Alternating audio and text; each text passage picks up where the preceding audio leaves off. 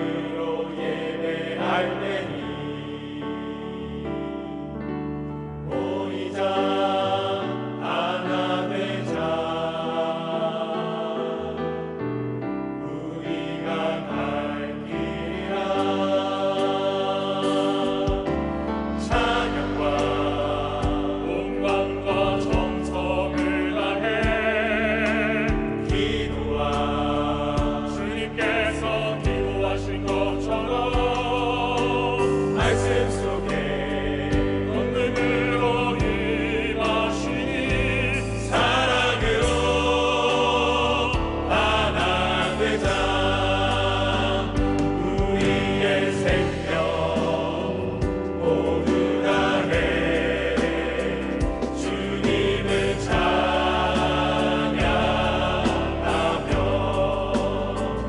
온 세상에 주의 사랑 전하리라.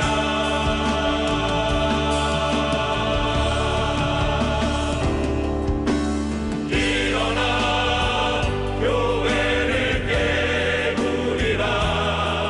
지금 너희가 예배할 때이니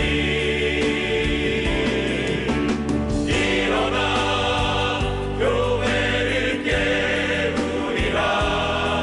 내가 너희와 함께 하리라. 지금 우리가 하나님을 의지하고 담대히 나갈 때이니 모이자 하나 되자 주님이 지키시리라. 찬양과 온맘과 정성을 다해 기도와 주님께서 기도하신 것처럼 말씀 속에 권능으로 임하시니 사랑으로 하나 되자 우리의 생명 모두 다해 주님을 찬양하며 온 세상에 주의 사랑 전하리라.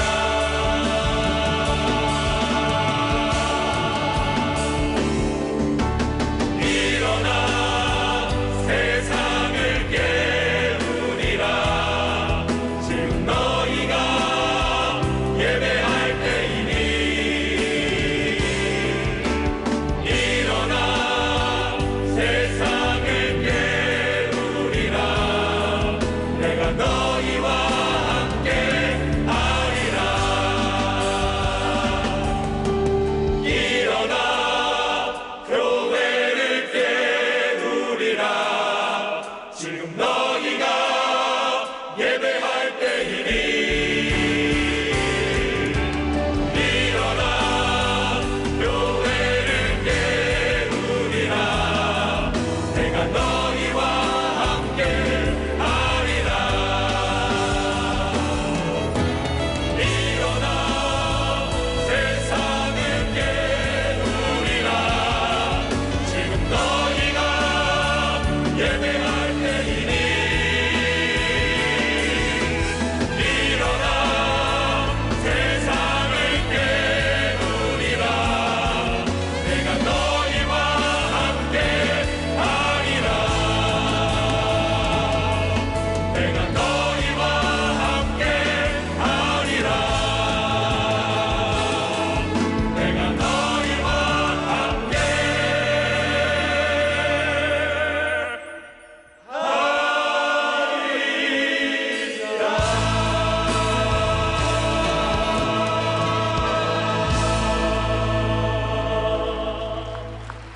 은혜가 넘치는 찬양 감사드립니다. 이제 성경 말씀을 봉독하겠습니다. 각 가정에서 온라인 생중계 예배로 참여하시는 성도님들께서도 함께 봉독하시겠습니다. 오늘 우리에게 주시는 하나님의 말씀은 신약 성경 갈라디아서 6장 14절에서 17절 말씀입니다. 제가 주는 성경은 신약 성경 310페이지가 되겠습니다. 신약 성경 갈라디아서 6장 14절에서 17절 말씀입니다. 주신 말씀을 다 함께 교독하시겠습니다. 14절 말씀을 제가 먼저 읽습니다. 그러나 내게는 우리 주 예수 그리스도의 십자가 외에 결코 자랑할 것이 없으니 그리스도로 말미암아 세상이 나를 대하여 십자가에 못 박히고 내가 또한 세상을 대하여 그러하니라. 할례나 무할례가 아무것도 아니로되 오직 새로 지으심을 받는 것만이 중요하니라. 무릇 이 교례를 행하는 자에게와 하나님의 이스라엘에게 평강과 긍휼이 있을지어다. 이후로는 누구든지 나를 괴롭게 하지 말라. 내가 내 몸에 예수의 흔적을 지니고 있노라. 아멘. 우리 사랑 브라더스의 귀한 찬양을 주님이 제물로 받으신 줄 확신합니다. 오늘 온라인 또 오프라인 본당에서 또 온라인으로 가정마다 함께 예배드리는 여러분들의 모든 예배가 주님 앞에 향기로운 제물 되기를 바랍니다. 자, 지금 이 온라인 오프라인 예배를 드리면서 모든 성도들의 믿음의 용량이 커지기를 바라는 것이에요.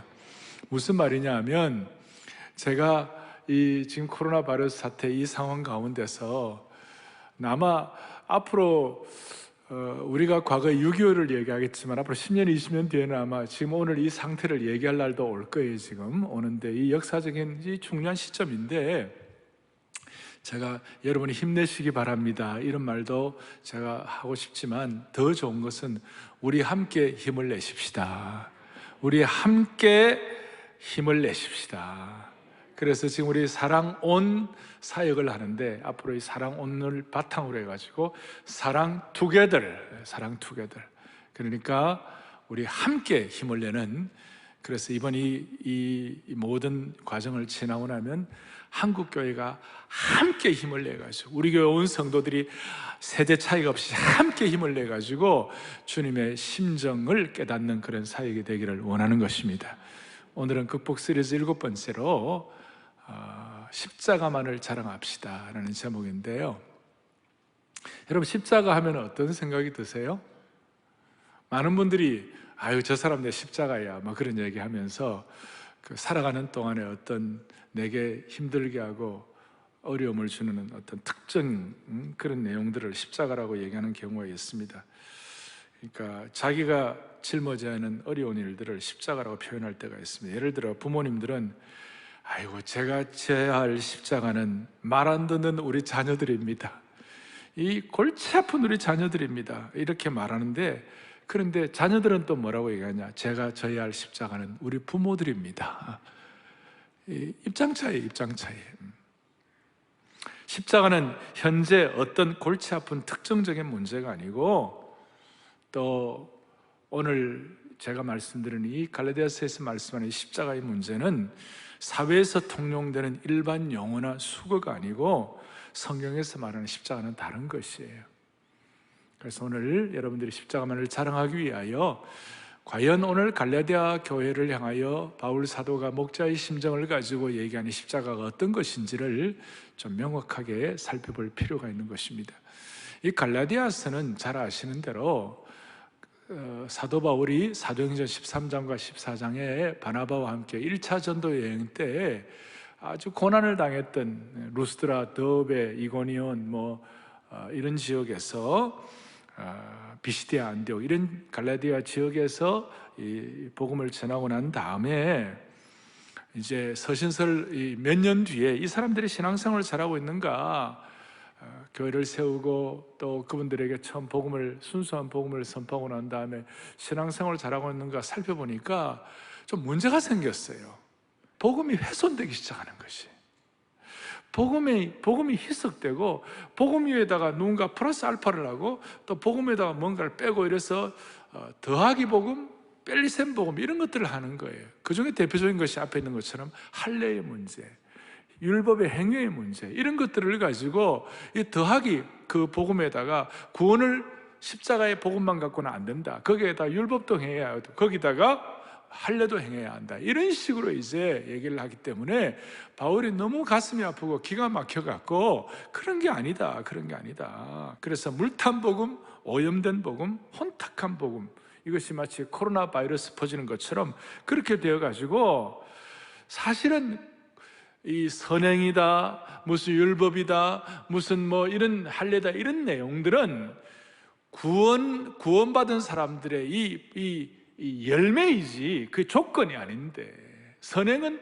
열매이지 조건이 아닌데 그걸 마치 조건인 것처럼 그렇게 하는 것이 너무나 바울 사도 입장에서는 가슴이 아파가지고 오늘 이 내용을 오늘 선포를 하는 것이에요. 그리고 오늘 본문의 내용은 아마 저도 앞으로 더 전하기 쉽지 않고 여러분도 이 본문의 말씀 가지고 듣기가 쉽지가 않을 거예요. 그러니 오늘 정말 다 집중해서 이 말씀에 여러분들이 주시는 그 주님의 음성을 듣기를 바랍니다. 지금 문제가 뭐냐면 이런 이단들을 보면 그들이 무슨 주장을 하더라도 사실은 십자가의 본질과 십자가의 핵심을 훼손시키는 것이에요. 십자가의 영광과 십자가의 능력을 부인하는 것이에요. 그러니까 십자가의 복음을 깊이 모르면 우리는 거짓 복음에 속하다 할 수 있는 거예요. 그러나 바울 사도의 입장에서는 뭐라고 얘기하는가? 이 십자가가 얼마나 소중한지 오늘 14절 요절인데요, 14절 다시 한번 14절 함께요. 내게는, 보겠습니다, 시작. 내게는 우리 주 예수 그리스도의 십자가 외에는 결코 다시 한번 뭐예요? 자랑할 것이 없다. 바울의 생애에 있어서 십자가보다 더 중요한 것은 없다는 것이에요. 십자가보다 더 근본적인 사건도 없다는 것이에요. 그래서 바울은 십자가의 신비와 비의를 깨닫고 십자가만을 자랑한다고 늘 고백하고, 십자가를 자랑하는 이것이 그의 삶의 마그나카르타 대헌장으로 선포하는 것이에요. 특별히 할례당으로 대표되는 율법주의자들에 대해서는 단호하게 선을 그어버렸어요. 왜 너희들은 구원의 열매를 조건으로 하느냐고, 잘못되었다고. 그러면서 15절 보겠어요. 15절에 보니까 할례나 무할례가 뭐예요? 아무것도 안 이루어돼. 할례를 받느냐 할례를 안 받느냐 이건 아무것도 안 이루어돼. 오직 새로 지으심을 받는 것만이 중요하니라 그랬어요. 할례나 무할례가 아무것도 아닌데 이게 무슨 뜻인가 하면 오직 그리스도 안에 새롭게 지음받는 새 사람 되는 것이 중요하다, 그 뜻이에요. 그러니까 할례 받느냐 안 받느냐 이거보다 더 중요한 것은 우리가 예수님 안에 십자가를 통하여 새 사람 되느냐 안 되느냐, 이것이 더 중요하다는 것이에요. 새 사람 된다는 것이 또 무슨 뜻인가? 새 사람 된다는 것이 어떤 뜻인가? 이것은 16절에 나오는데 16절에 잘 보세요. 16절에 무릇 이 규례를 행하는 자에게와 하나님의 이스라엘에게 평강과 긍휼이 있을지어다. 처음 보면 이게 무슨 말인지 잘 이해가 안 될지 몰라요. 무릇 이 규례를 행한다는 말이 무슨 말인가 하면 이 규례라는 것은 신앙의 새로운 원리, 신앙의 표준, 그러니까 그리스도의 십자가를 믿는 믿음, 이것이 이 규례예요. 그러니까 그리스도의 십자가를 믿는 이 규례를 믿는 자에게는 하나님의 이스라엘에게 평강과 긍휼이 있을지어다. 그러니까 새로운 사람, 십자가를 통하여 새 사람이 되는 이 규례를 믿는 사람에게는 모두가 예외 없이 하나님의 이스라엘이 되게 해 주신다, 그 말이에요. 이 하나님의 이스라엘이 된다는 것은 우리가 하나님의 백성이 된다. 조금 더 들어가면 야곱이 사기꾼이었는데 하나님의 은혜를 깨닫고 난 다음에, 신약으로 말하면 십자가의 은혜를 깨닫고 깨어지고 난 다음에 무슨 일이 벌어졌는가? 이스라엘로 이름이 바뀌게 된 것이에요. 이 영광스러운 축복이에요. 그러니까 이걸 조금 더 들어가면 하나님의 친백성이 되었다는 것이에요. 여러분, 지금 세상에 괜찮은 나라들도 자기 백성들이 어렵다 그러면 비행기 보내가지고 어떻게 되는 거예요? 그 자기 백성들을 이렇게 비행기로 전 세계로 데려오는 것이에요.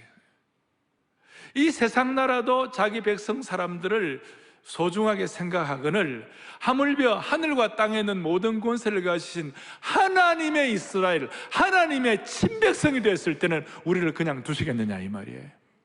그런 차원에서 십자가의 복음을 통해 새로운 규례에 들어가가지고 모든 성도들, 오늘 이 말씀을 받는 저와 여러분들이 하나님의 이스라엘, 하나님의 친백성이 되어서 이 코로나의 상황 가운데서도 너무 두려워하지 말고 묵묵하게 하나님의 이스라엘 백성 된 것을 찬양하기를 원하는 것이에요. 이것이 너무 중요하니까 오죽하면 여기에 대해서 이것이 너무 중요하니까 14절 뒷부분에 이렇게 나와 있습니다. 그리스도로 말미암아 세상이 나를 대하여 뭐예요? 십자가에 못 박히고 내가 또한 세상을 향하여 대하여 뭐예요? 그러하니라.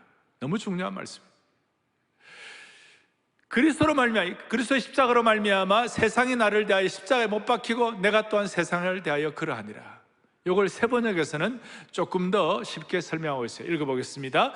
그리스도로 말미암아, 내 쪽에서 보면 세상이 죽었고 세상 쪽에서 보면 내가 죽었습니다. 아멘. 이 십자가의 신비에 들어오니까 이제는 뭐냐면 세상과 나는 간구도 없고 구속한 주만 보이는 것이에요. 내 쪽에서 세상이 죽었고 세상 쪽에서 내가 죽은 거예요. 그러니까 세상과 나는 이제는 영적인 새로운 차원이 된 거예요. 여러분 이런 말 알아요? 안물안궁, 그런 말 들어봤어요? 안 물어보고 싶고 안 궁금하다, 그런 말 안 들어보셨어요? 예? 여기 십자가의 신비에 들어오면 좀 이 세상에 이제 너무 이제 뭐 무슨 연속곡이 하여튼 안 물어보고 싶고 안 궁금한 거예요. 이 코로나 바이러스 사태가 고생은 되지만 좋은 것도 있잖아요. 뭐가 좋아요? 삶의 본질이 중요하고 가정이 중요하고 일상의 삶이 소중하고 또 우리 입장에서는 예배가 소중한 거예요. 할렐루야. 이게 너무 귀하니까 우리가 세상에 대해서 세상에 내가 그동안 누구 부러워한 거라든지 사람들과의 관계가 뭐 갈등이 있다든지 내가 뭐 그냥 프라이드 내가 이런 것들이 이제는 더 이상 안궁 안 물어보고 싶고 안 궁금하다 이거예요. 이것이 여러분들이 세상 쪽에서 보면 내가 죽은 거예요. 또 내 쪽에서 보면 세상이 죽은 거예요. 그러니까 바울은 드디어 17절에 놀라운 선포를 하는 거예요. 뭐라고 하겠냐? 주여, 이후로는 누구든지 나를 괴롭히지 말라. 그 다음 뭐라고 되어 있어요? 내가 내 몸에 예수의 흔적을 지니고 있노라. 예수의 흔적이 뭐예요? 바로 십자가의 흔적이에요. 그래서 바울은 나중에 골로새서 같은 데 보면 교회를 위하여, 그리스도의 몸된 교회를 위하여 십자가를 지는 흔적을 갖고 살기를 원한다. 너무나 신비합니다. 저는 오늘도 올라오면서 기도하는데, 주님, 부족한 종은 십자가 뒤에 감추어 주옵소서. 부활하신 주님 나타나셔서 오늘 이 온라인 오프라인으로 예배드리는 모든 성도들 한 분 한 분 심령에 십자가의 신비와 깊이와 은혜와 능력과 영광이 체험되게 하여 주옵소서. 간절한 마음이 감사합니다. 코로나 바이러스 때문에 힘든 모든 성도들을 십자가의 보혈로 씻어주시고 치유해 주시고 회복시켜 주시기를 소망합니다. 그래서 모든 우리 영적 가족들이, 영가족들이 십자가의 흔적과 십자가를 자랑하는 십자가의 귀한 전사들이 되게 하여 주옵소서. 십자가의 귀한 전사들이 되게 하여 주옵소서. 그런데 이제 중요한 것은 사람들이, 우리는 이런 이제 은혜를 받아 깨닫는데 사람들은 왜 이 십자가의 능력과 신비를 깨닫지 못할까? 사람들은 왜 십자가에 포함된 구원의 깊은 비밀을 깨닫지를 못할까? 왜 십자가의 핵심을 깨닫지 못하고 십자가를 자랑하지 못할까? 그 이유가 뭘까? 왜 십자가를 자랑하지 못하는 이유가 뭘까? 몇 가지가 있어요. 그걸 이제 여러분들 다 보겠어요. 첫 번째는 보편, 그 다음 답을 안 했어요. 가로치기만 해놨어요. 첫째는 보편지성이에요. 이 인본지성, 이 소위 세상 지성들이 십자가를 자랑하지 못하게 하는 거예요.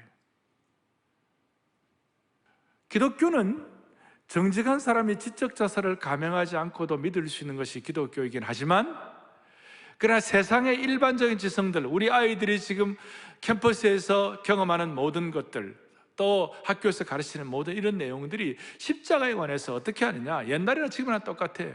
고전 1장 18절 뭐라고 되어 있는가? 함께 보죠.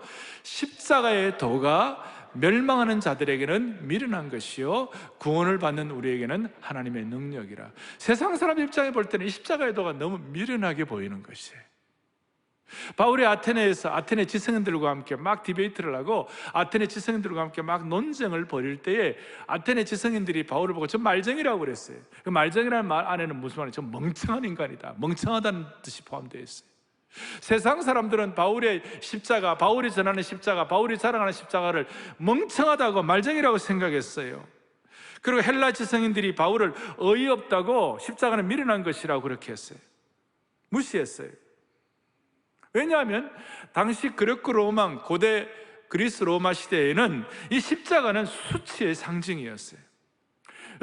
수치와 부끄러움의 상징이었기 때문에 그 수치와 부끄러움의 십자가를 얕보고 깔보는 문화 속에서 십자가를 부끄럽게 생각하고 그랬어요.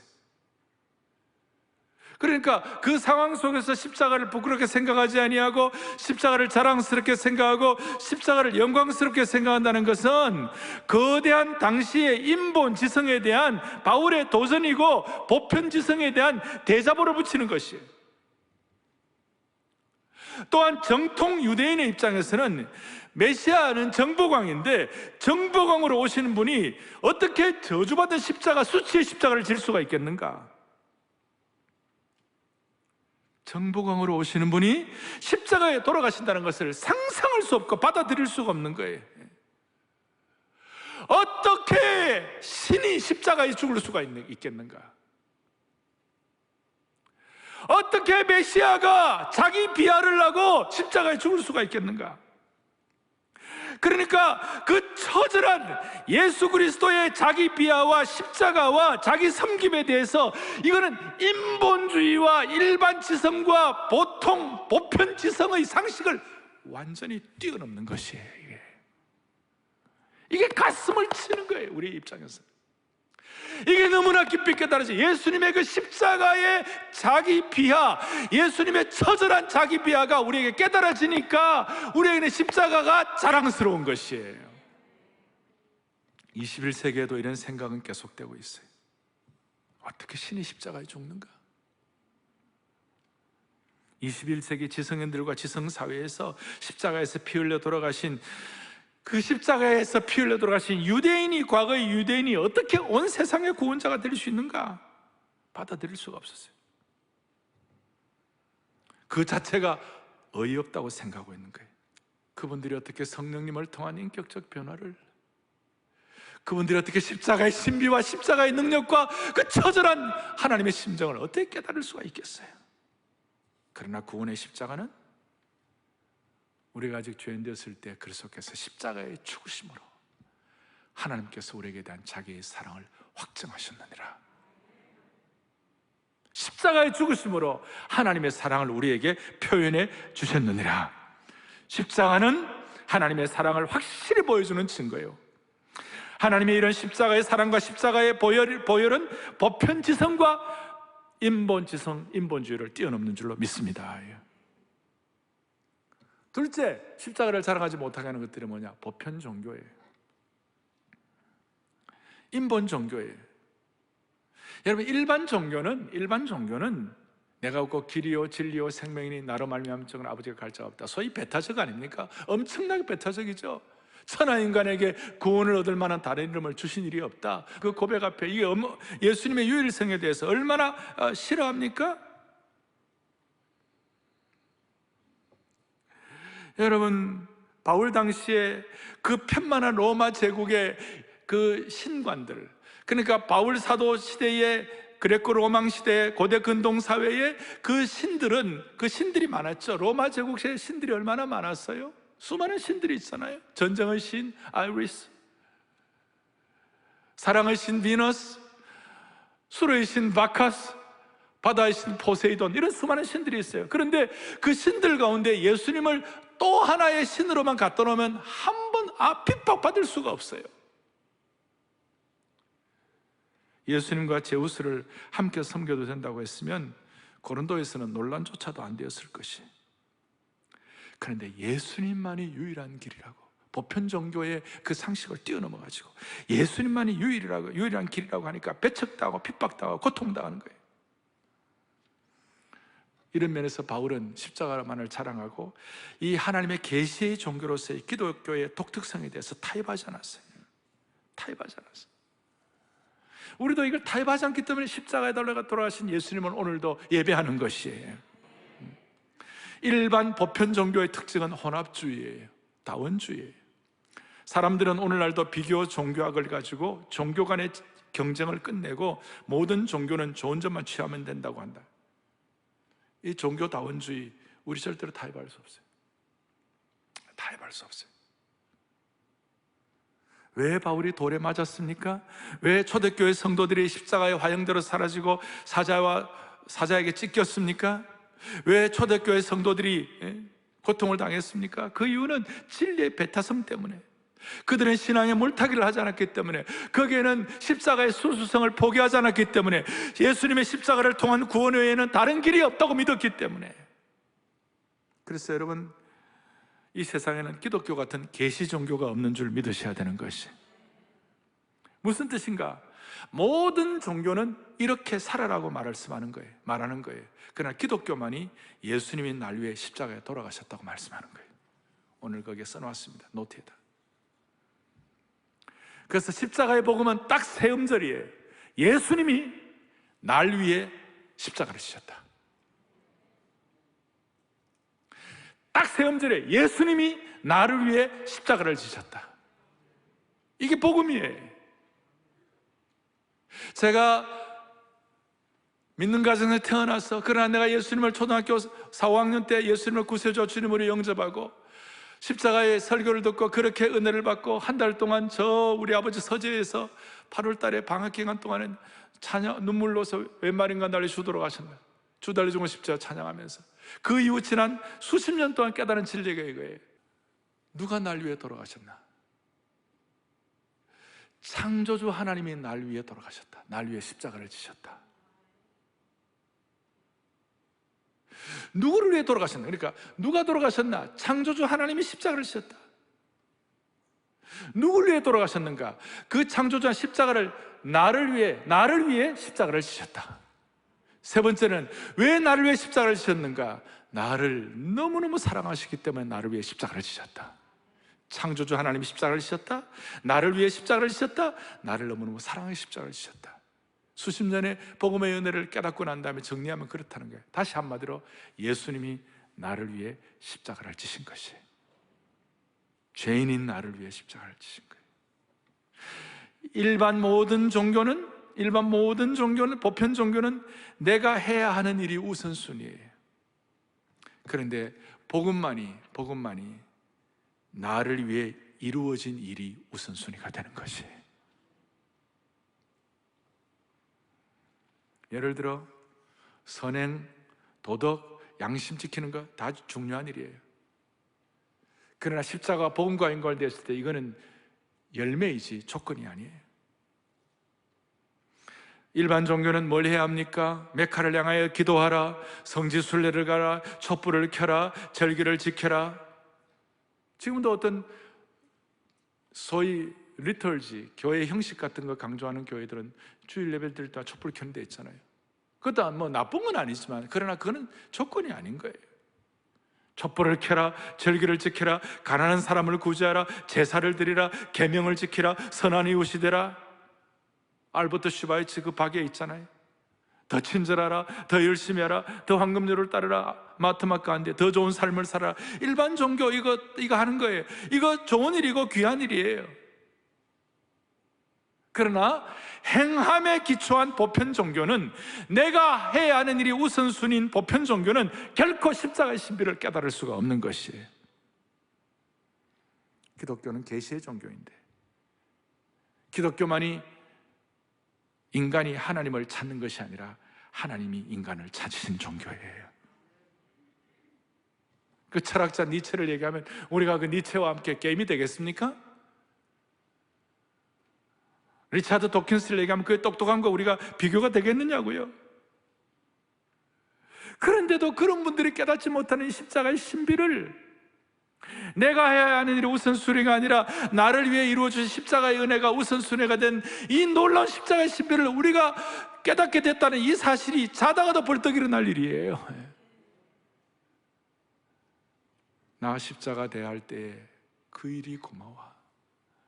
내 얼굴 감히 못 들고 눈물 뿌리도다.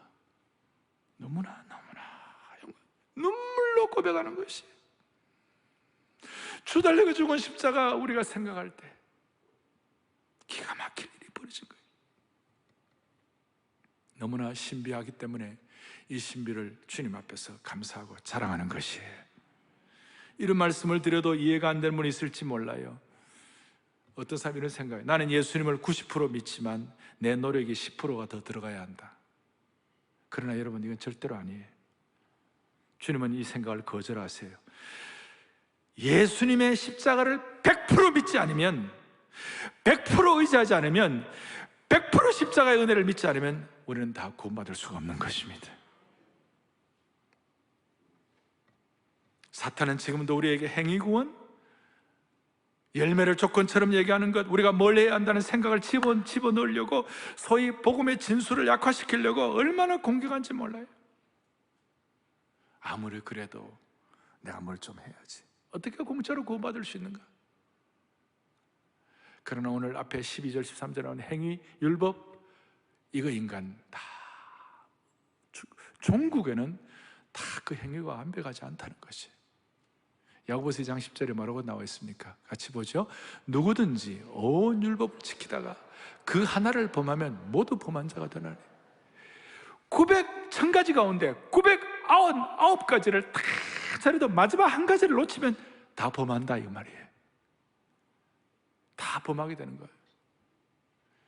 계란이 다 아름답게 다 이렇게 돼 있는데 썩은 계란 하나 다 들어가면요, 그 반수가 안 돼. 계란 10개를 가지고 그 계란 반수가 하다가, 근데 거기에 썩은 계란 하나 들어가면 나머지는 반쯤 먹고 반쯤 못 먹고, 이거 아니에요. 다 오염되는 거예요. 우리가 아무리 잘하지만 900가지를 잘해도 한 가지를 잘못하면 우리는 오염된 거예요. 그러니까 우리의 노력과 우리의 행위는요, 십자가의 은혜를 깊이 깨달아 가지고 감사한 열매가 되어야 되는 것이에요.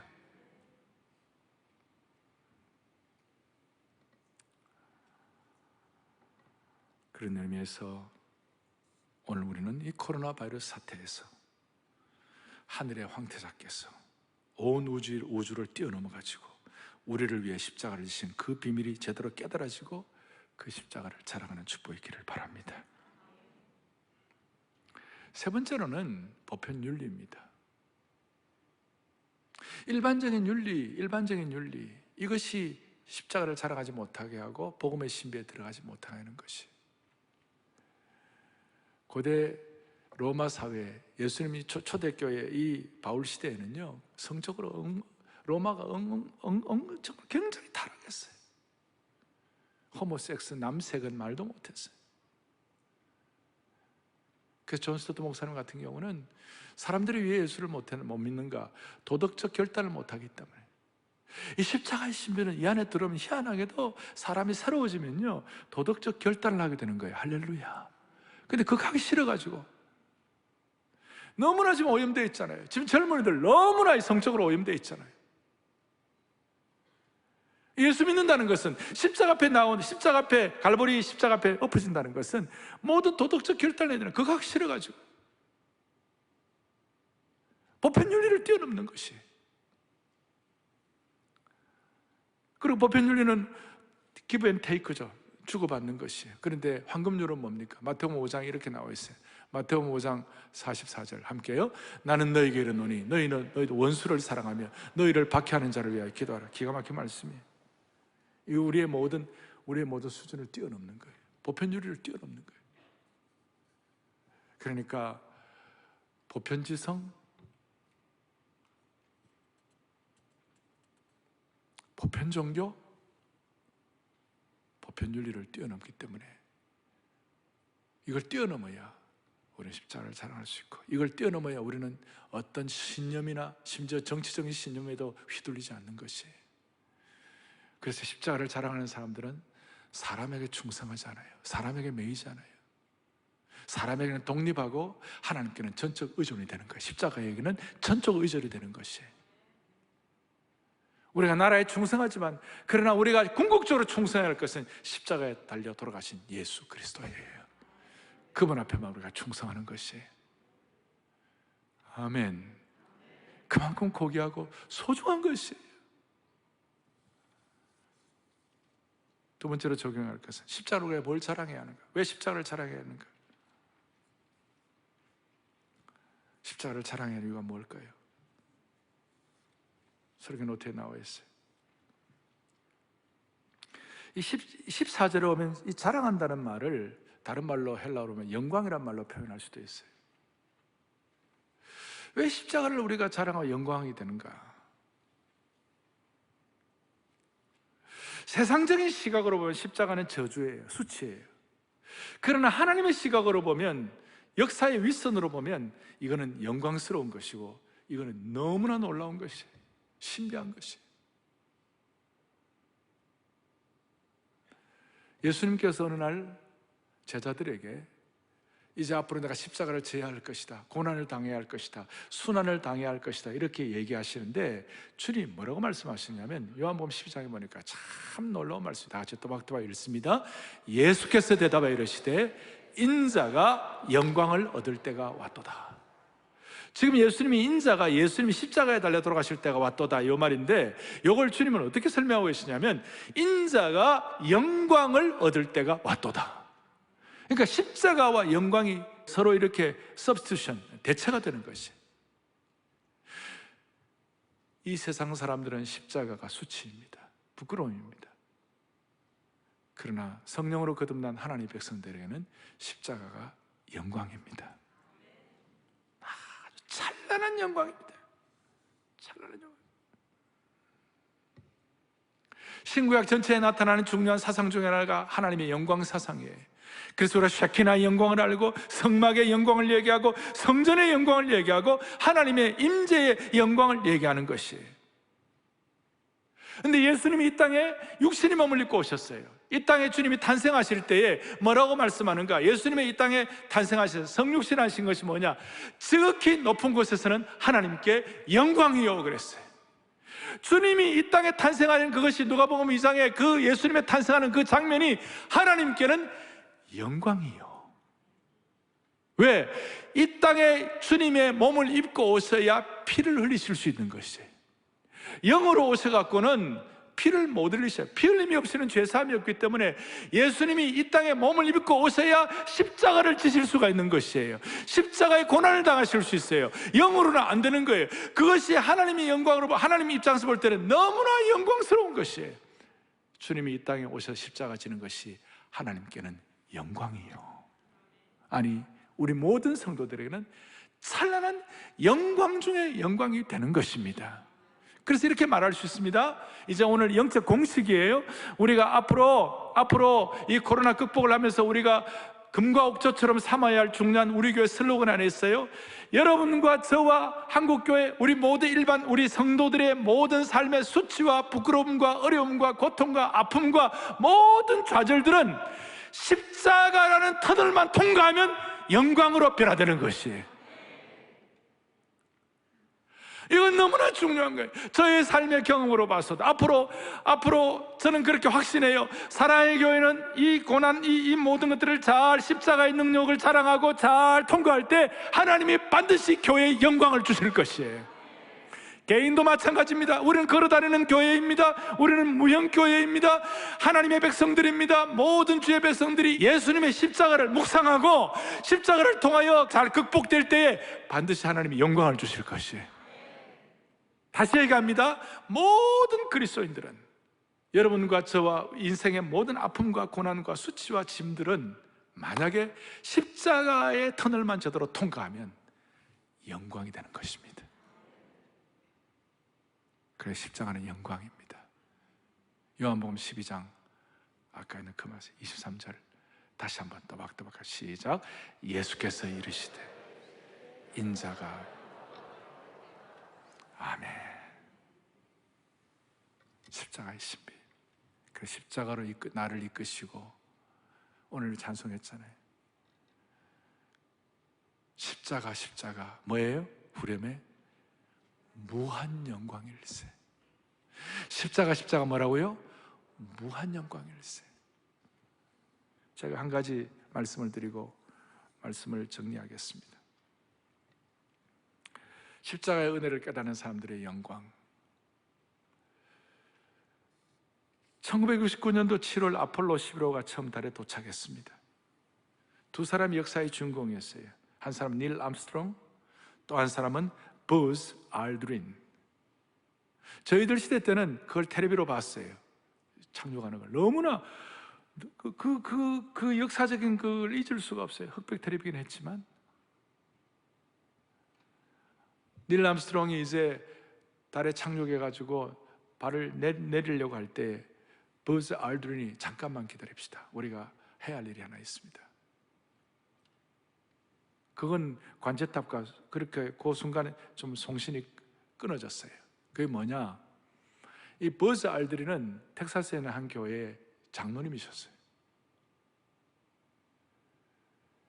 그 교회에서 뭘 준비해줬냐? 떡과 포도주를 준비해줬어요. 그래서 달에 착륙하기 전에 성찬식을 하면 어떻겠는가?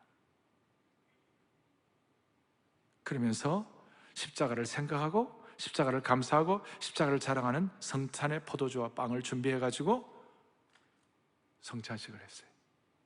달에 내리기 전에. 그 닐 암스트롱은 그냥 옆에서 보고 있고 버즈 알드린이 장로님인데 이분이 달의 중력은 지구의 6분의 1이기 때문에 포도주도 천천히 내려오겠죠. 그러면서 성경을 읽는 거예요. 요한복음 15장 5절. 나는 포도나무여 너희는 가지라. 그가 내 안에 내가 그 안에 거하면 사람이 열매를 많이 맺나니 나를 떠나서는 너희가 아무것도 할 수 없느니라. 십자가의 은혜를 깨달은 사람만이 고백할 수 있는 내용이었어요. 세계 역사책은 닐 암스트롱만을 기억하지만 그거는 세상 역사의 안목이고 평가예요. 그러나 하나님의 역사의 안목에서는, 역사의 상선에서는 버즈 알드린이 훨씬 더 중요한 사람이에요. 달에 도착하자 어떤 것보다 십자가를 자랑하고 십자가의 보혈의 은혜를 감사한 것이에요. 그리고 달을 걷는 첫 번째 사람으로 기억되기보다는 성찬식을 통하여 십자가의 은혜에 감사하고 자랑하는 주님의 제자로 기억되기를 원한 것이에요. 여러분 얼마나 영광스럽습니까? 지난주에는 제가 언더 가드 말씀드렸어요. 하나님 아래에 있는 나라. 오늘은 제가 언더 크로스, 십자가 아래에 있는 주의 권속들, 십자가 아래에 있는 하나님의 백성들, 십자가 아래에 있는 여러분들의 평생의 꿈과 비전. 십자가라는 터널만 통과하면 하나님이 영광스럽게 주시는 것입니다.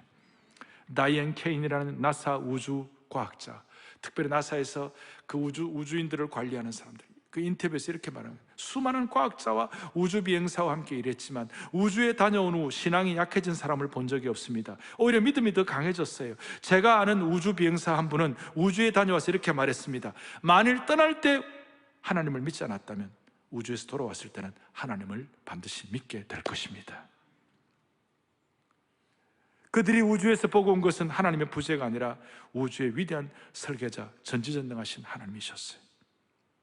십자가의 능력과 복음의 비밀은 이런 고백을 하게 해주는 줄로 믿습니다. 지금 우리 교회 젊은이들, 한국교회 그리스도의 젊은이들은 보편지성의 교육을 받으면서, 아까 보편지성의 교육을 받으면서 과학과 신앙이 어울릴 수 없는 것처럼, 대척점에 있는 것처럼 그렇게 교육받습니다만은 사실은 최고의 과학자들은 그리스도인들이 많아요. 인간 게놈 프로젝트, 인간 유전 인자를 총 책임한 그 과학자도 좋은 그리스도인이었어요. 어설프게 아는 자가 교만하고 그렇지만 십자가를 알고 인생의 고난을 아는 사람들은 반드시 주님을 구세주로 고백하게 되어 있는 것이에요. 오늘 저는 한국교회의 영광은 한국교회의 십자가의 영광을 회복하면 된다고 믿습니다. 정리하겠습니다. 기독교 신앙의 핵심은 십자가로 종결됩니다. 다시요. 기독교 신앙의 핵심은 십자가인 것입니다. 기독교 신앙의 핵심 진리인 것입니다. 인류 역사의 가장 중요한 사건입니다. 이 주님의 십자가는 우리의 삶의 메시지이고 삶 자체이고 희망이고 거룩한 자신감이고 영광의 배지가 되어야만 할 것입니다. 그래서 앞으로 사랑의 교회는 이 십자가를 더 사랑할 것입니다. 이 십자가를 더 전할 것입니다. 이 십자가의 복음을 결코 부끄러워하지 않을 것입니다. 사랑의 교회는 십자가를 통해서 더 높은 구원의 깃발을 들 것입니다. 마지막으로 우리가 여러분들에게 설교 노트에 나눠드렸어요. 이 십자가가 오늘 지금 우리에게 주시는 효력을 10가지를 또박또박 같이 고백하고 말씀을 마무리하겠습니다. 또박또박 같이 우리 십자가의 은혜를 고백하겠습니다. 십자가를 자랑하는 자에게 십자가의 효력. 하나, 예수님께서 십자가에서 상처를 받으셨기에 우리는 치유받을 수 있습니다. 아멘. 둘, 예수님께서 십자가를 지시며 수치와 조롱을 당하셨기에 우리는 기쁨과 즐거움을 누릴 수 있습니다. 아멘. 셋, 예수님께서 십자가로 인하여 정죄를 받으셨기에 우리는 자유할 수 있습니다. 아멘. 넷, 예수님께서 가시면류관을 쓰셨기에 우리는 생명의 면류관을 쓸 수 있습니다. 아멘. 여러분 노트에도 다 나와 있습니다. 다섯 번째, 또박또박 하겠습니다. 다섯, 예수님께서 십자가에 못 박히셨기에 우리는 심판을 면할 수 있습니다. 아멘. 여섯 번째, 예수님께서 십자가에서 목마르셨기에 우리는 흘러넘치는 생수를 마실 수 있습니다. 아멘. 일곱 번째, 예수님께서 죽임당한 어린 양이 되셨기에 우리는 영원한 생명을 얻게 되었습니다. 예수님께 십자가에 죽임당한 어린 양이 되셨기 때문에 우리는 영원한 생명을 얻는 줄로 믿습니다. 여덟 번째, 예수님께서 십자가상에서 아버지에게 버림을 당하셨기에 우리는 하나님을 아빠 아버지라 부를 수 있게 되었습니다. 할렐루야. 아홉 번째, 예수님께서 십자가에서 피 흘리셨기 때문에 우리는 죄가 눈처럼 희어지는 영광의 수혜자가 되었습니다. 아멘. 마지막 열 번째, 예수님께서 십자가에서 다 이루셨기에 우리는 영광스러운 믿음의 행보를 시작할 수 있습니다. 아멘. 테텔레스타이, 십자가에서 다 이루셨기 때문에 우리는 오늘도 그 십자가의 터널을 통과하면 주님이 예배하신 영광을 체험하는 인생, 가정, 교회, 이민족이 될 수 있도록 은혜 주시기를 간절히 소망합니다. 가슴에 손을 얹겠습니다. 하나님 아버지, 자비로우신 하나님 아버지, 찢긴 내 마음과 삶에 갈보리 십자가의 은혜로 오늘 이 말씀을 기억하면서 늘 다시 시작할 수 있는 힘과 새 마음과 새 영을 물붓듯 부어주실 줄로 믿습니다. 이제는 이 십자가의 은혜와 영광이 너무 감사하여 이 생명 다 바쳐 한결같이 두 마음 품지 않고 주님을 따르는 복음의 전사들이 되게 하여 주시기를 소망합니다. 부모 세대뿐만 아니라 우리 젊은이들, 자녀들도 세상 지성에 주눅들지 말게 하여 주시옵시고 버즈 알드린처럼 십자가를 달에서도 자랑하게 하여 주시옵소서. 우리 주 예수 그리스도를 받들어 간절히 기도 올리옵나이다. 아멘. 갈보리 십자가에 주님을 바라볼 때 하나님 너무나 고마워라. 예수님 내 십자가